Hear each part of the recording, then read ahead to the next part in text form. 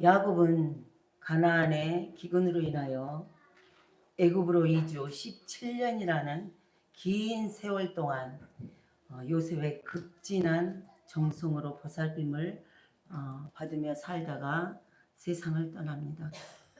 야곱이 죽고 장례를 치른 후 야곱의 12아들이 있습니다.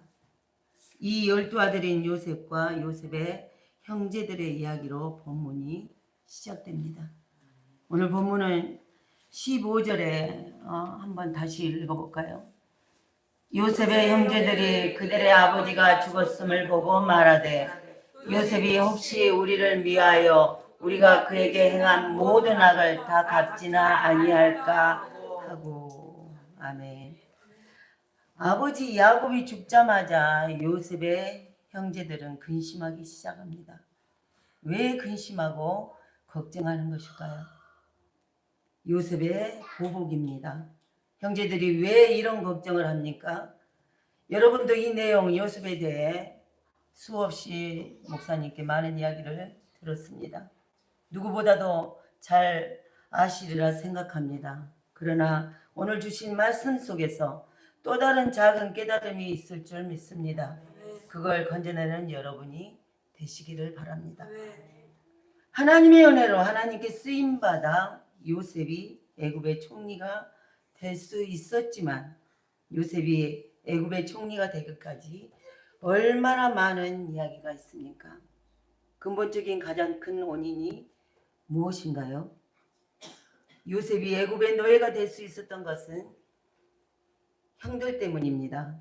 요셉은 철딱선이 없는 고자질쟁이였습니다. 아버지 야곱은 요셉만 편애하고 형제들은 그런 동생이 미워서 죽이려고 했다가 마음을 바꿔 팔아버렸습니다. 이때를 생각할 때 형들은 충분히 두렵고 걱정이 될 것입니다. 요셉이 자기 형제들에게 보복할 것이다. 형들이 두려워했는데 이전에도 이런 일이 있었습니다. 창세기 45장에 보시면 전 지역에 기근이 일어나는 것을 우리는 볼 수 있습니다. 가나안에 있는 형제들이 양식이 애굽에만 있다는 이야기를 듣고 형제들이 애굽의 양식을 사러 가게 됩니다. 애굽의 총리로 요셉이 쓰임 받을 때 요셉의 형제들이 요셉을 알아보았나요? 나중에 요셉이 박혔을 때 소스라치게 놀랍니다. 그때 창세기 45장 5절을 그 앞절 한번 가보겠습니다. 찾아보겠습니다. 45장 5절.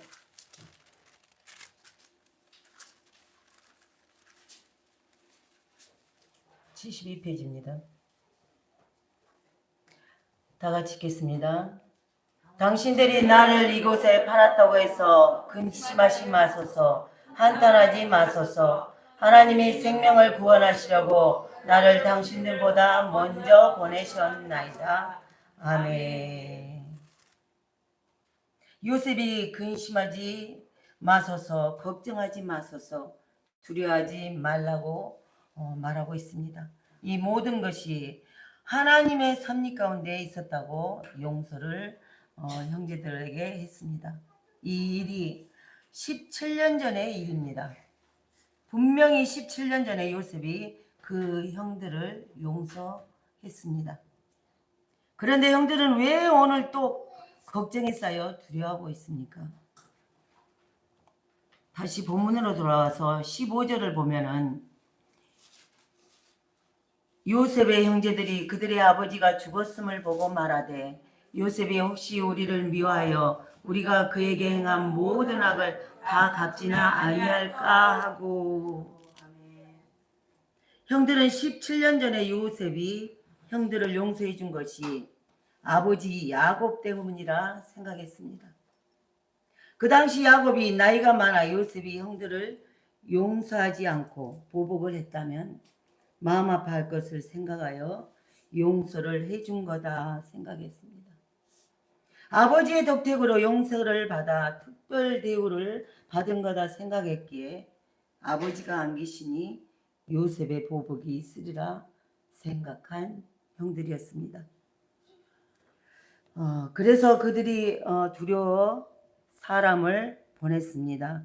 16절, 17절을 보시면은 요셉에게 말을 전하여 이르되 당신의 아버지가 돌아가시기 전에 명령하여 이르시기를 너희는 이같이 요셉에게 이르라 내 형들이 내게 악을 행하였을지라도 이제 바라건대 그들의 허물과 죄를 용서하라 하셨나니 당신 아버지의 하나님의 종들인 우리 죄를 이제 용서하소서 하며 요셉이 그들이 그에 하는 말을 들을 때에 울었더라. 아멘. 형들이 먼저 요셉을 찾아간 것이 아니라 두려워서 사람을 보냅니다. 사람을 보내서 아버지가 살아계셨을 때 자기들에게 행했던 형들을 용서해 주라고 했던 이야기를 떠올리라 하면서 자기들을 용서해 달라고 말하고 있습니다. 어찌 보면 굉장히 비겁하죠. 차라리 형들이 직접 가서 동생에게 이야기를 했다면 그래도 이런 모습이 덜할 텐데 사람을 보내요. 이런 이야기를 하게 했습니다. 그러면서 18절에 그의 형들이 또 친히 와서 요셉의 앞에 엎드려 이르되 우리는 당신의 종들이니이다. 친히 요셉의 형제들이 찾아와 용서를 구하게 됩니다. 죄를 지은 양심은 죄를 지은 사람들은 항상 공포에 사로잡혀 살 수밖에 없습니다. 이에 대한 반응이 20절, 21절에 잘 나타나 있습니다. 읽겠습니다. 당신들은 나를 헤아려 하였으나 하나님은 그것을 선으로 바꾸사 오늘과 같이 많은 백성의 생명을 구원하게 하시려 하셨나니 당신들은 두려워하지 마소서 내가 당신들과 당신들의 자녀를 기르리다 하고 그들을 간곡한 말로 위로하였더라. 아멘. 요셉의 형들을 용서합니까? 이런 본문을 조심하여 읽어야 될 점은 자칫 우리가 옛날 이야기로 어떤 사람의 잘못으로 보복을 당할 줄 알았는데 피해자가 인품이 좋아서 또한 그릇이 커서 가해자를 용서하는 아름다운 가족의 이야기로 생각할 수가 있습니다. 우리는 너무나 많이 들었기 때문에 이렇게 생각하지는 않겠지만 때로는 이렇게 생각할 수가 있다는 것입니다. 그렇게 아름다운 이야기로 생각한다면 정작 본문을 통하여 성경에서 말하고자 하는 깊은 의미를 놓칠 수가 있습니다. 이런 본문을 통해서 우리에게 뭘 이야기하려고 하는 걸까요? 요셉이 형들을 용서하는 배경이 단지 아버지 때문에 또 요셉이 마음이 넓어서인지 또 자비심이 많아서 용서하는 것인지를 우리는 알아봐야 합니다. 이 모든 요셉의 용서함 뒤에는 어떤 다른 배경이 있습니다. 그 배경이 무엇일까요? 창세기 50장 20절을 보시면 알 수가 있습니다. 당신들은 나를 헤아려 하였으나 하나님은 그것을 선으로 바꾸사 오늘과 같이 많은 백성의 생명을 구원하게 하시려 하셨나니. 아멘. 요셉이 형제들을 용서의 고백을 하는데 뭐라고 하고 있습니까? 형들은 나를 죽이려 했지만 하나님이 그 죽이려고 했던 그 악한 짓까지도 선으로 바꾸사 오늘과 같이 많은 백성의 생명을 구원하게 하시려고 그 일을 행하셨다라고 요셉은 고백하고 있습니다. 이것이 바로 요셉과 형들의 다른 관점인 것입니다. 세상은 요셉이 형제들을 용서할 때 아버지 때문에 용서했다라고 하지만 요셉은 전혀 다른 시각으로 보고 있습니다. 모든 되어지는 일들을 하나님의 시각으로 하나님의 관점으로 해석하고 바라보며 말하여 형들을 용서했다라고 말하고 있습니다. 우리도 마찬가지입니다. 우리가 어떤 관점, 어떤 시각으로 말씀을 보느냐에 따라 우리의 삶 속에 일어난 모든 일들이 재해석될 뿐 아니라 우리의 삶과 말과 행동이 바뀐다는 사실입니다. 우리 교회가 가장 중요하게 생각하는 것 중 한 가지며 이것이 되었을 때 교회가 바로 서게 된 줄 믿습니다. 본문에서 두 가지 부류의 신앙을 만날 수 있습니다. 요셉의 신앙과 요셉의 형제들의 신앙을 볼 수 있습니다. 요셉은 어떤 신앙입니까? 요셉은 애굽에서 얼마나 많은 억울한 일과 억울한 누명을 쓰며 노예로 살았는지 너무나 잘 아실 것입니다. 그걸로 봐서 요셉이 마음만 먹으면 그 원망의 화살을 자기를 팔아먹은 형제들을 향해 쏠 수 있습니다. 우리 주변에서도 흔히 볼 수 있고 또 들을 수 있는 많은 이야기들입니다. 부모 때문에, 남편 때문에, 형제들 때문에, 여러 관계 때문에 상처를 받아 원망하며 자기 자신을 핥히며 평생 가는 걸 볼 수 있습니다.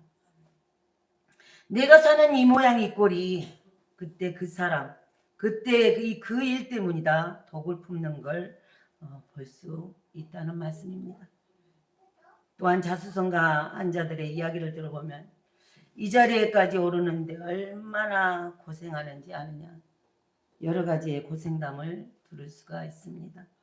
그렇다면 요셉도 세상 사람들과 마찬가지로 애굽의 총리가 되기까지 밑바닥에서부터 노력과 고생을 하며 살아온 이야기들을 늘어놓으면서 자기가 총리까지 될 수 있는 자수성가를 해서 이 자리에 왔다라고 통국의 형들을 인심 쓰듯 용서하면서 말할 수 있었다는 것입니다. 그러나 요셉은 보통 세상 사람들의 시각과 관점으로 보거나 말하지 않았다는 것입니다. 철저히 하나님의 시각으로 바라보다 보니 자신의 전 인생을 재해석할 뿐 아니라 자기를 애굽에서 보내서 자기를 여러 고통을 겪게 하여 총리까지 만들었는지 그 하나님의 목적을 분명하게 깨달았던 것입니다. 또한 자신의 정체성을 깨달았던 것입니다. 20절에 다시 한번 읽어보겠습니다. 당신들은 나를 헤아려 하였으나 하나님은 그것을 선으로 바꾸사 오늘과 같이 많은 백성의 생명을 구원하게 하려 하셨나니. 아멘. 하나님의 목적의 섭리가 있습니다. 어떤 목적입니까? 오늘날과 같이 많은 백성의 생명을 구원하게 하시려는 목적입니다.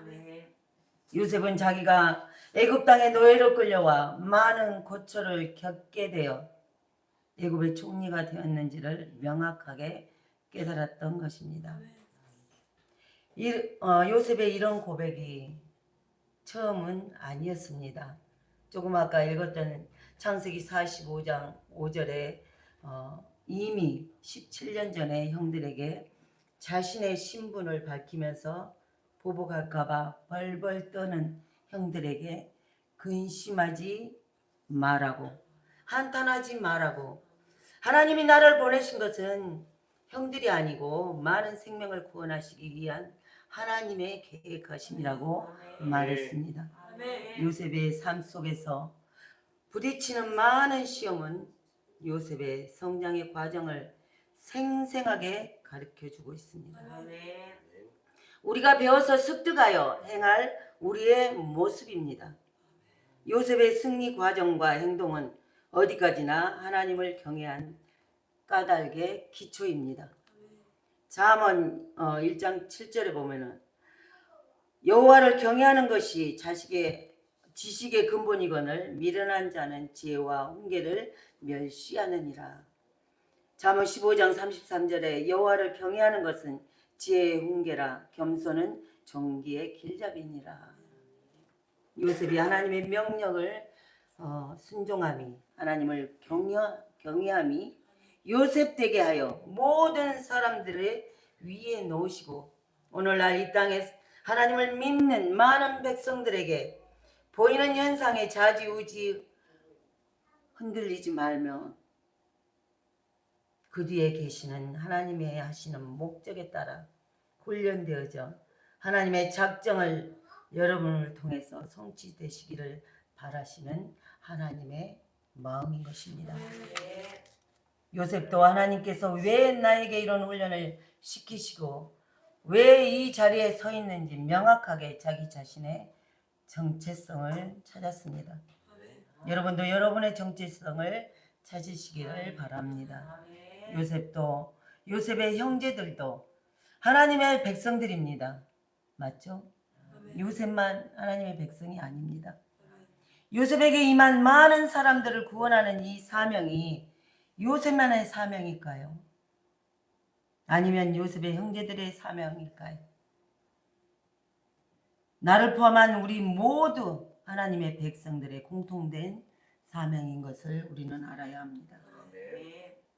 이 땅에서 죽어가는 영혼의 생명을 살리는 구원의 사명은 이 땅에서 부름받은 모든 하나님의 백성들의 공통된 사명이자 공통된 목적입니다. 또한 공통된 분명한 정체성임을 깨달으시기를 바랍니다. 요셉의 형제들도 하나님의 백성이었다면 요셉처럼 자신의 일어난 일들이 하나님의 시각으로 해석하고 바라보는 신앙이었다면 이미 17년 전 요셉의 신앙의 고백처럼 어떤 깨달음이 있어야 마땅합니다. 다 같은 사명은 아니겠지만 요셉에게 은혜 받았을 때나 고센 땅 좋은 땅에서 자신들이 있는 그 자리에서 많은 사람들을 살리는 방법과 상황은 다르지만 구원의 역사를 이루는데 고민했어야 합니다. 요셉의 형제들은 그들이 하나님의 백성으로 부름받았지만 전혀 깨달음이 없었습니다. 하나님을 믿는 신앙으로 산다는 것이 무엇인지 형제들의 사명이 무엇인지를 잘 인식하지 못하고 하나님을 믿는 종교인의 의식은 치렀지만 세상 사람들과 똑같은 삶을 살았던 것입니다. 그 이유가 본문 15절에 보시면은 요셉의 형제들이 그들의 아버지가 죽었음을 보고 말하되 요셉이 혹시 우리를 위하여 우리가 그에게 행한 모든 악을 다 갚지나 아니할까 하고 자기들의 평안함이 깨질까만 걱정하면서 관심이 자기들에게만 있었던 것입니다. 혹 우리들의 신앙이 요셉의 신앙이 아닌 요셉의 형제들의 신앙이 가까운가를 살펴봐야 합니다. 하나님은 왜 우리를 그리스도인으로 부르셨는지, 왜 선택받아 하나님의 백성으로 세우셨는지를 아는 자들과 또 하나님의 백성으로 부름받았지만 나를 부르신 의미를 전혀 알아차리지 못한 채 오직 나만의 관심으로 이 땅을 살아가는 그리스도인, 이 둘 중 어느 것에 여러분은 해당되십니까? 아브라함은 복의 근원이라고 부르신 여러분 잘 알고 계시죠? 성경이 말하는 우리를 부르신 목적이 무엇이나요? 하나님의 자녀가 된다는 것입니다. 하나님의 자녀가 되면 나머지 모든 것은 따라오게 된다라고 수없이 목사님이 말씀하셨습니다. 복의 근원인 아브라함으로 말미암아 아브라함을 만나는 자들이 하나님의 자녀가 된다는 것입니다. 아브라함을 만나는 자들이 하나님의 자녀가 되듯이 요셉이 많은 생명을 구원하듯이 우리를 만나는 하나님의 자녀인 우리를 만남으로 수많은 사람들이 하나님의 백성, 하나님의 자녀가 되는 것이 오늘날 하나님의 뜻이요 하나님의 목적이라는 것을 우리를 부르신 이유인 것임을 깨닫고 이 땅의 그리스도인으로 부르신 것이 삶의 목적이 예수 믿어서 또 하나님 믿어서 복받아 이 땅에서 잘 먹고 잘 사는 게 아니라 내 자손만 잘 사는 게 목적이 아니라는 것을 우리는 꼭 명심하시기를 바랍니다. 먼저 구원받은 우리 그리스도인들이 또 다른 생명을 구원하는 또 다른 역사를 일으키는 복의 근원이 되기 위함이라는 것을 깨닫는 여러분이 되시기를 바랍니다. 이 땅에 우리가 사는 목적이 많은 사람들을 구원하는 목적에 있다면 그 목적에 따라 나를 내려놓고 부르심에 맞는 죽어가는 생명을 살리는 중요한 사명에 있음을 믿으시는 여러분이 되시기를 바랍니다. 그렇다면 그 방법을 알아야 합니다. 요셉이 죽어가는 많은 사람을 살리는 것을 우리는 보았습니다. 그러나 그 뒤에 죽어가는 생명을 살리는 분이 계시다는 것입니다. 바로 예수님이십니다. 예수님은 요셉은 예수님의 그림자요 모형입니다. 예수님이야말로 이 땅에 죽어가는 많은 사람들을 살리셨습니다. 십자가의 죽으심으로 말미암아 또 하나님의 부활시킴으로 말미암아 새로운 생명으로 많은 사람을 살리셨습니다. 예수님이 이 땅에 많은 사람들을 살릴 수 있었던 것은 자기를 부인하고 십자가에 죽으셨기 때문입니다. 하나님이시면서 아들이신 예수님이 하나님 뜻대로 기꺼이 목숨을 내놓고 순종하여 많은 영혼들을 살리신 것처럼 오늘날 우리에게도 하나님은 말씀하고 계십니다. 많은 사람들을 살리는 일은 나를 죽이고 하나님 뜻대로 순종하는 일밖에 답이 없음을 오늘 깨닫는 여러분이 되시기를 바랍니다. 아마도 우리는 말씀의 홍수 속에서 말씀을 모르는 그리스도인은 없을 것입니다. 말씀을 안다는 것은 말씀을 많이 아는 것이 아니라 말씀대로 행하는 것을 말합니다. 말씀대로 행하지 않는다면 하나님의 어떤 역사도 기적도 일어나지 않는다고 목사님 힘조 목전껏 이야기하시는 걸 여러분은 생생하게 기억하고 계실 것입니다. 우리가 죽는다는 것은 말로나 머리가 아니라 구체적으로 행동으로 옮기는 것입니다. 그랬을 때 여러분으로 인하여 많은 사람들이 살아나는 역사가 일어날 것입니다. 오늘날 그리스도인 중에 한 교회를 오랫동안 어려움도 참고 견디며 한 교회를 섬기기란 참 쉬운 일이 아닌 것을 우리는 볼 수 있습니다. 조금만 문제가 있어도 조금만 힘들어도 조금만 어려움이 있어도 떠나고 또한 교회를 건축해도 부담되어서 떠나는 진득함이 없는 오늘날의 현실을 우리는 볼 수 있습니다. 그러나 끝까지 견디면 많은 사람을 살리는 사람이 되고 또한 결국 아브라함이 받은 복을 다 받으시는 여러분이 될 줄 믿어 의심치 않습니다. 50장 17절에 보시면은 너희는 이같이 요셉에게 이르라 내 형제들이 내게 악을 행하였을지라도 이제 바라건대 그들의 허물과 죄를 용서하셨나니 당신 아버지의 하나님의 종들인 우리 죄를 이제 용서하소서 하며 요셉이 그들에게 하는 말을 들을 때 울었더라. 아멘. 요셉이 형들의 말을 들었을 때 울었더라라고 말합니다. 여기에 많은 의미가 있습니다. 하나님의 섭리를 모르는 안타까움에서 울었을 것입니다. 하나님의 섭리를 모르는 불쌍함에 눈물이 나왔을 것이고 어쩌면 요셉 자신을 신뢰하지 못한 것에 대한 눈물이었을지도 모릅니다. 왜입니까? 동생 요셉이 형제들을 용서할 때 말로만 하지 않았습니다. 실제적으로 은혜를 베푼 것을 우리는 너무나 잘 압니다. 기근이 들었을 때 가나안에서 죽게 하지 않고 애굽으로 오게 하여 정착하게 하고 터전을 마련하여 살 수 있게 해주었습니다. 그런데 이들은 아직도 요셉을 신뢰하지 않았다는 것입니다. 형들은 자기들 수준으로 요셉을 평가하고 있었습니다. 요셉의 눈물이 곧 하나님의 눈물이며 예수님의 눈물인 것을 깨달아야 합니다. 온전히 하나님의 백성이면서 하나님을 믿지 못하는 우리들의 한탄어린 눈물이어야 합니다. 오늘날 하나님의 은혜를 받아왔고 또 지금도 받고 있고 또 앞으로도 받을 것입니다. 그리스도인들이 하나님 앞에 나를 죽이지 못하고 하나님 말씀 앞에 나를 세우며 살아가는 우리들, 하나님 앞에 말씀 앞에 우리 다 같이 죽읍시다. 그래서 우리 교회가 많은 교회를 살리는 교회가 되어야 합니다.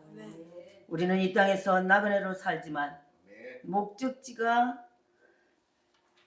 분명한 사람들입니다. 그것을 꼭 명심하십시오. 이 땅에 누리는 모든 것이 영원하지 않다는 것입니다. 작은 것에서 우리 모습들을 한번 보고 보십시오.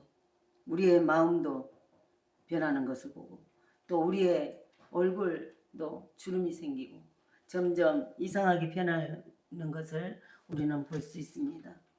마음과 시간, 부질없는 것에 쏟지 말고 우리를 통해 하시고자 하시는 하나님의 목적과 뜻에 우리가 합당하게 쓰임받는 그리스도인으로 살아야 할 이유를 기억하시면서 모두가 승리하는 하나님의 자녀가 되시기를 주의 이름으로 축원드립니다.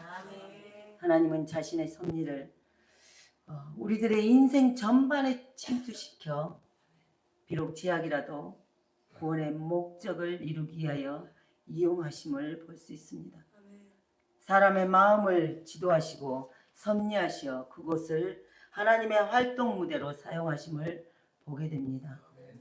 여러분도 이런 하나님의 섭리를 아시고 잘 견디시고 이기시어 무대에서 마음껏 하나님의 목적에 따라 여러분의 통해서 사명을 이루시는 하나님의 뜻에 따라 그 무대에서 마음껏 활동하시는 여러분이 다 되시기를 바랍니다. 여러분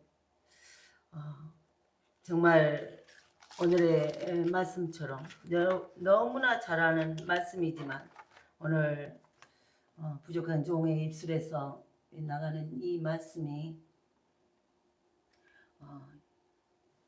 조금은 다시 한번 똑같은 말씀이지만 똑같은 내용이지만 그 속에서 작은 것을 여러분 각자에게 적용시키셔서 여러분이 하나님께 우리가 그리스도인이라면 하나님의 백성이고 하나님의 자녀라면 우리도 제대로 남은 생 하나님께 쓰임 받아야 되지 않겠습니까?